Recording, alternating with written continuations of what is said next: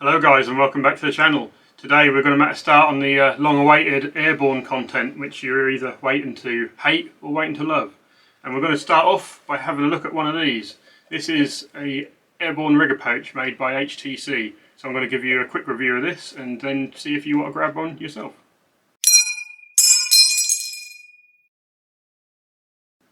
Right guys, so let's make a start. Now I've got an old K canvas rigger pouch here, and that's what we're going to be using to compare the HTC. So let's just get this out of the way for the minute and have a quick start on what we've got here. So HTC is basically a little company in the UK, I believe. Just one guy that makes stuff, and he's not cheap. They aren't cheap at all, a lot of the things, but these seem incredibly good value. So what we've got here is your standard size airborne rigger pouch.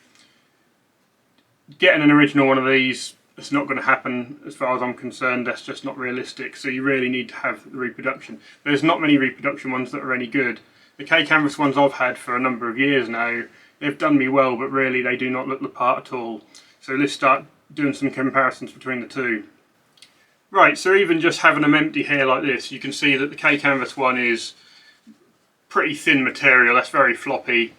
The HTC one here is made out of much thicker canvas material. It's very good. Even empty, it can just about keep its own shape here, as you can see, whereas the K canvas one is just a floppy little pouch. So in terms of material strength itself, this is made out of much more heavy duty stuff. It's really nice. Also, the colouring is a lot better. If you look at the K canvas one here, that's the standard reproduction, way too sandy, way too yellow sort of tone. This one's ancient. If I give it up there, you can see that's fairly grimy, but that's still way too light. Whereas the HTC one, even though it's never been used, you can see that's a really nice shade of khaki. And if I just grab this a minute, the original M1 ammo bag that I have, you can see, although the camera might not pick up as well, this is ancient. We're talking a nearly 80-year-old bag here, but had this not been faded, even though the camera might not be picking this up, had this not been faded, I reckon they'd be basically exactly the same colour. So I think these are really good in the shade department and in the material construction. So even the thickness of material, it's bang on with this original M1 ammo bag here. So in terms of the build, they're head and shoulders above K canvas. I unfortunately don't have any of the other manufacturer rigger pouches to compare them to, but K canvas compared to this, there's no comparison as far as I'm concerned. Right, so that's enough of running on about the construction and stuff. There isn't a lot to say about the pouch itself. All the little rigger pouch is, you've got one lifter dot here, you pop that open, you've got no inserts or anything inside it. That's just a rectangular little pouch for generic storage. Now let's do a couple of tests and see what you can actually get in one of these. Now I've got 3 of them, so I've been able to do some of this in advance. So here's one I prepared earlier. This one here, you can see it's got the nice solid fill shape to it. Inside that, I've managed to put in 4 Garand clips with inner ammunition inside them. Now, I seem to remember saying you should be able to get 5 in a rigger pouch. I'm not sure if that's a thing or not. The K canvas ones are actually bigger, and because they're more flimsy, you can mess about with them a bit more. You can get 5 clips in there, but in this one you can only get 4. I don't think, no matter how much you stretch it, you're going to get more than 4. But when it is full, and if I can lift the dot back in, you can see that's a really nice looking pouch. Nice and chunky, nice and square. That's not got any sides caving in or anything like that, like the flimsier ones do get. So for holding your, get rid of that, for holding your Garand clips, they're a really nice pouch. And let's just see what they can do with M1 carbine clips as well, or magazines I should say, before anyone kicks off. Right then guys, here you got 2 different ones. This one's got the Garand clips in, we'll put that out of the way for now. And then this one's got 5 M1 carbine magazines in. And again, as you see, that's nice and snug. The K canvas ones, I was always worried that when you're moving about, anything can fall out the side of them. Even an entire magazine could slip out the side of them because they've got a little bit too much width. So this piece here wouldn't cover quite enough to make it a secure pouch. With these ones, I've got no concern about that. There's no way something's going to slip out the side of this. If you look there, there's hardly any gap down the side. Lift the dot, and you can see the carbine magazines fit in there nice and snug. So that's really good. you can fit 6 magazines in the K-Canvas ones, but I'm pretty sure you only might be able to fit 5 anyway. A lot of things I read said about having 5 carbine mags in one of these, or 2, and one of the little cardboard boxes full of spare ammunition.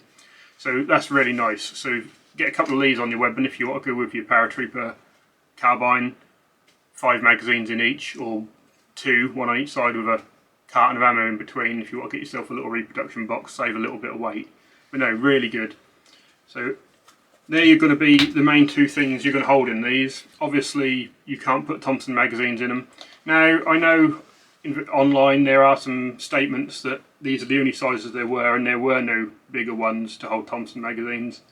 I have got a book, a reference book with a picture of 2 original rigger pouches, one of them this size and the other one slightly bigger to hold 20 round Thompson magazines. So as far as I'm concerned that doesn't quite cut it, and they might have been excessively rare, I don't know, but they definitely exist because there's at least one photo of an original one. But these are what you're going to want for the most part. Most of you are going to be using a carbine or a Garand if you're doing your airborne impressions, so these really are bang on. You can also fit your grenades in here, but unfortunately, personally, I don't really have any grenades to pop in. I've got one replica grenade. Well, it can definitely hold 1 grenade, so that's not much use putting that in there for you.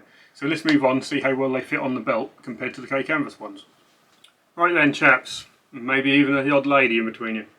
Anyway, got myself a nice new reproduction belt here, some nice brass fittings. That's the best one I could find. A lad like me simply never going to get an original belt. So this will be the belt I'm going to use for my airborne weapon. Let's see what we can do.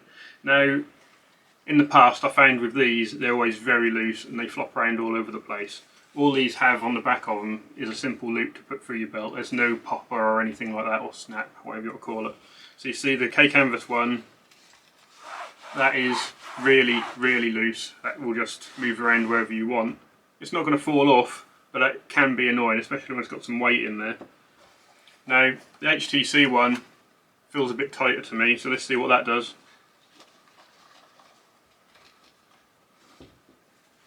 Well, it goes on there nice and easily. It's still got quite a bit of play, but it has got a little bit more resistance than the K-Canvas one.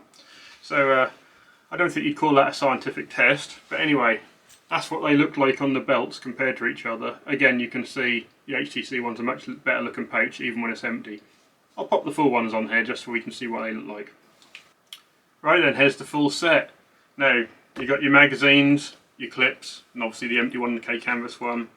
Now, as these get stuff in them and they get tighter, they do grip the belt a bit better. They're still not brilliant. You're definitely going to want to have your suspender links each side of these to stop them flopping around too much. But it's worth noting, I mean obviously that one and that one are loose as hell. This one with the Garand clips in, still fairly floppy. But the one with the magazines in it, because that's made it a lot more tighter, you see that's actually got some resistance on it. You can still move it fairly easily, but it's pretty good. But I think these really look the part. Shame the colour seems to be a little off on the camera, but you can see they're fairly decent. Nice and dark. They definitely aren't the horrible bogey green that a lot of reproduction stuff is. So we'll be ejecting this one. Camo and get off. Don't need that anymore. And these 3 will be going on my nice new airborne weapon setup that I'm going to do.